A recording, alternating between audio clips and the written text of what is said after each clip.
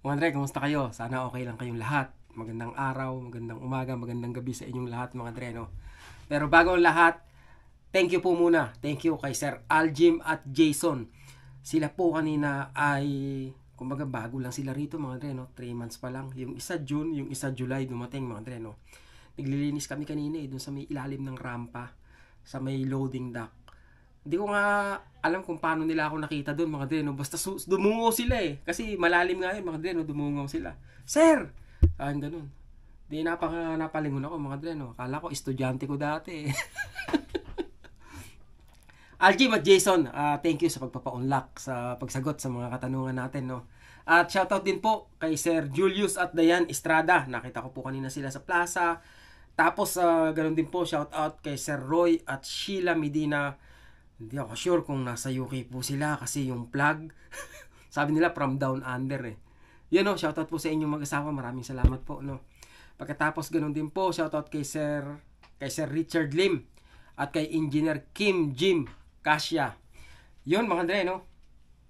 Thank you. Pagkatapos po, kanina pagka-uwi ko, as usual mga Andre, no, nag-Uber pa rin ako.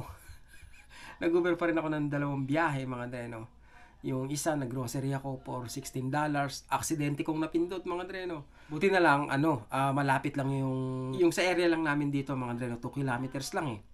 So, okay na rin. Pagkatapos ko mag-grocery, sumunod naman, nag-pick up ako sa Pizza Hut mga Dre, no. Pag-pick up ko sa Pizza Hut, ang dinilbiran ko, yung katabi nilang building, under construction mga Dre, no. Ang lalaki ng truck. Tapos ewan ko kung tinatayo nila mga Dre, 2 crane na malalaki. Pagkatapos ng deliver ko na yun mga Dre, nagpunta ako sa ukay-ukay. Titingin sana ako kung may interesting ba, wala naman. Kaya umuwi na lang ako mga Dre, no. Ang ipapakita ko ngayon sa inyo mga Dre, yung interview ko kay Sir Aljim at Jason.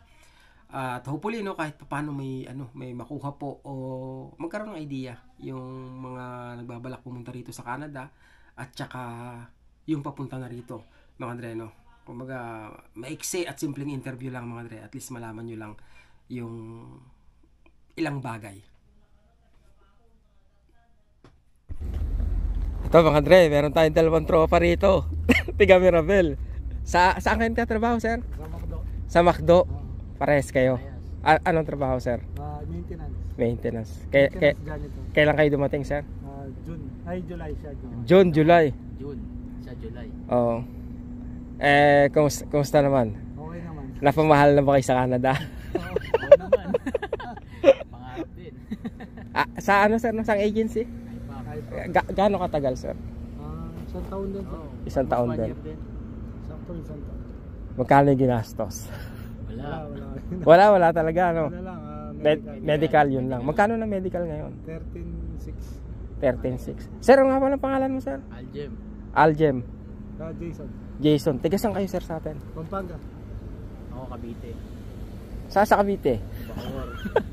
Pagkalapit lang tayo konti, no? Sa Bacoor. Sa may, sa ano na ako, sa 13 na ako ngayon eh. Pampanga ka, sir. Pampanga. Baka may shoutout kayo sa atin. Shoutout sa pamilya ko sa Pampanga. Sa Pampanga. Sa anak ko, si Sayon. Sayon.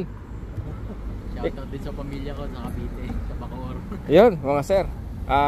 Okay naman buhay natin sa Canada. Okay naman. Kasya ba yung sweldo? Kasya ba yung sweldo? Oo.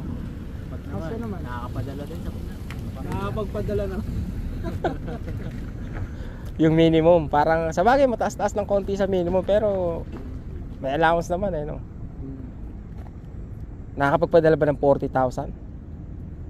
Pwede. Palagay nyo pwede. Pwede. Kaya. Meron tayo. Kaya. Oo. May matitira pa sa inyo. Meron pa. Meron pa. By the way, magkano yung bahay nyo? Sa bahay kasi sir, 5 kami. Sharing, oo. Aha. Tapos 4 na kwarto. McDonald's kayo lahat? Yung mga kasama namin sa bahay, ano sila? Supervisor. Lahat. Kami lang yun. Okay. Puro Pilipino. Oo. Nasa magkano ba yun? 1 week. So divide mo sa 5. Edi mura kung ganun, no? Nasa 300 something. Ano yun? Employer nag-provide? Oo. Hindi. Actually, ang una, employer. Pero humanap na kasi sila ng sarili nila. Yung mga nauna sa inyo? Oo, which is Tas allowed naman. kinuha na lang kayo. 1.8. So magkano yun? 300. Oh, ayun ang malaking bagay sa bahay, di ba? Kasi Nakatipid. kaya oo, malaki na tipid. Kaya nakakapadala ng malaki-laki. Oo. Kasi imagine kung 600 bahay nyo, di ba? 600, 700. Pero yung mga ibang kasama namin, mga nasa ganun yung ginagawa. Nasa ganun yung range. Nasa 500, 450. Kasi ilan lang sila sa bahay. Oo. Ilang oras duty nyo? Walo. Fix lang. 40 hours a week. Yeah, oo. Oo. Walang OT. Maganda. Sana kung may OT, no? Yun ang pinakamaganda, makatipid kayo sa bahay, no? Kasi yun talaga malaking problema. Mga Andre, taga Mirabel to sila. Ang layo nila rito. Ilang oras, sir? Mga dalawa din. Dalawa? Palapit sa outlet, mga Andre. Gano'ng kalayo kayo sa outlet?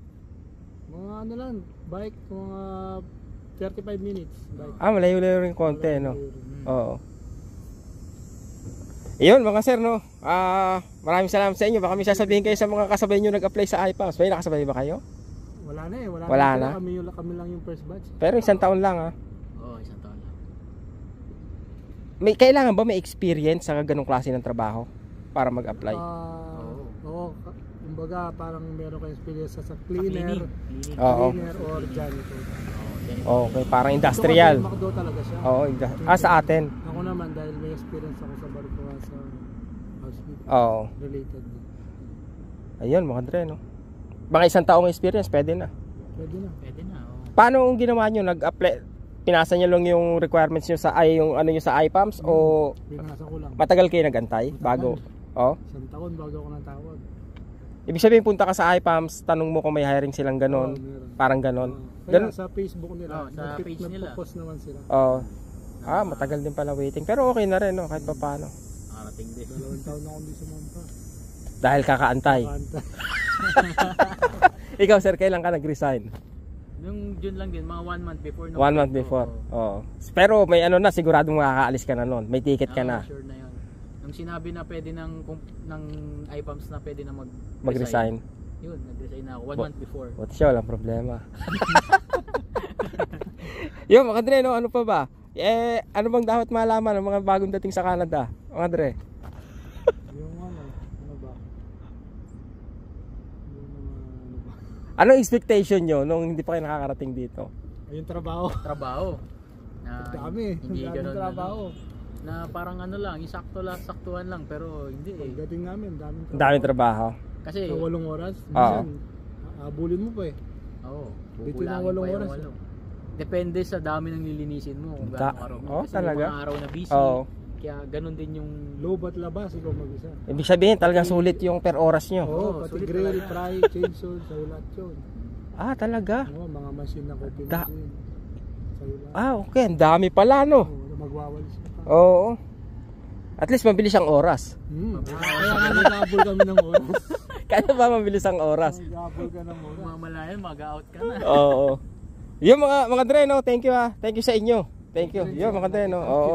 Kita-kita kami rito. Naglilinis kami, mga Dre, no? Iniwanan ko yung kasama ko, naglilinis. Salbahe ako. Yung mga Dre, no? Thank you, thank you. Okay. Wait, we don't have to start the day yet.